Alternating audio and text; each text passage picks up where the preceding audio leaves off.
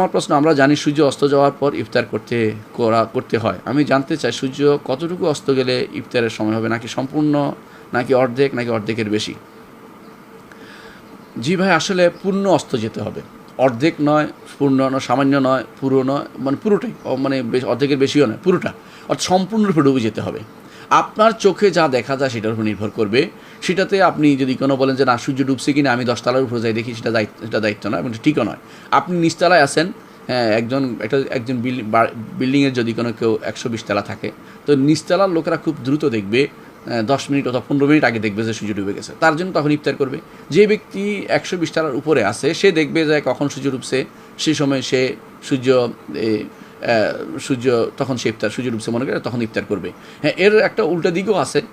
উল্টা দিক কি, যে ব্যক্তি দেখছে শবে সাদেক উদিত হওয়ার বিষয়টাও কিন্তু এইভাবে আছে। কীরকম, যে ব্যক্তি উপরে থাকতে শবে সাদেক উদিত হওয়াটা আগে দেখে ফেলছে, সে কিন্তু 120 তলার উপরে থাকবে, সে তার আগে খাওয়া বন্ধ করতে হবে।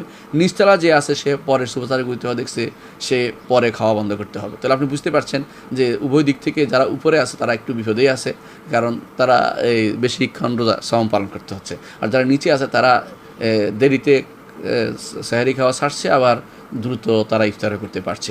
সুতরাং এই হিসেবে বুঝতে পারছেন যে সূর্য অর্ধেক নয়, কম নয়, বেশিরভাগ নয়, বরং পুরোপুরি ডুবে যেতে হবে। আপনার চোখে ধরা পড়লেই ডুবে গেছে যথেষ্ট। রাসূলুল্লাহ সাল্লাল্লাহু আলাইহি ওয়াসাল্লাম এটাই বলেছেন, ইজা আকবাল লাইলু মিন হাহুনা, ইজা আদবার নাহারু মিন হাহুনা ওয়া আকবাল লাইলু মিন হাহুনা ফাকাদ আফতারা সায়েম। যখন এইভাবে দিন চলে যাবে, এইভাবে রাত এসে যাবে, তখনই সাওম পালন হবে। রাত আসা এর অর্থ হচ্ছে রাত ঢুকা, সূর্যাস্তের পরেই রাত ঢুকে, এতে কোনো সন্দেহ নেই। সুতরাং সূর্যাস্ত হয়ে গেলেই রাত ঢুকছে, এর আগ পর্যন্ত নয়। এর আগ পর্যন্ত সামান্য ডুবলে বা ইফতার করা যাবে না।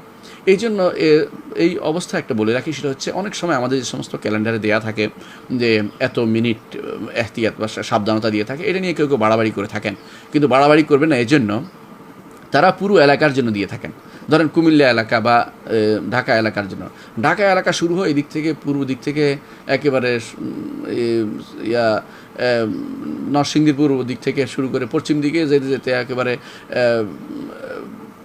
পর্যন্ত, অনেকটা বলতে পারে মানিকগঞ্জ পর্যন্ত বা আরও পরে পর্যন্ত ঢাকার এলাকা। এখন ঢাকা এলাকা পুরোটা কিন্তু একসাথে হয় না, এই জন্য তারা 3 মিনিট দেয় যে এটা নিয়ে বাড়াবাড়ি করা উচিত নয়, কারণ এই 3 মিনিটের মধ্যে বিভিন্ন জায়গাতে আকপিস হয়।